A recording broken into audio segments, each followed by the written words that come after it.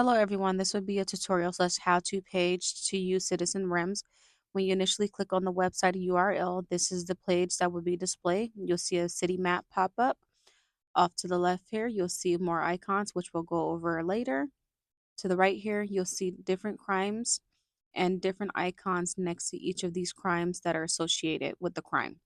Now, these icons will be displayed on the map here in the city of Pinole, and those icons will be displayed depending on where that crime occurred at.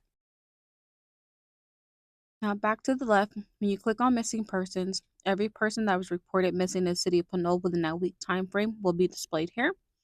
When you click on stolen vehicles, every vehicle that was reported stolen within that week will be displayed here, and both will be displayed on a rolling 365 days.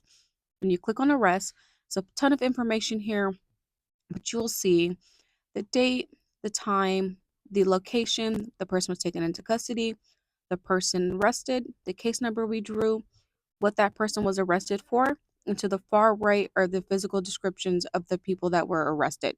Now, all of this information is releasable per the government code 7923.610.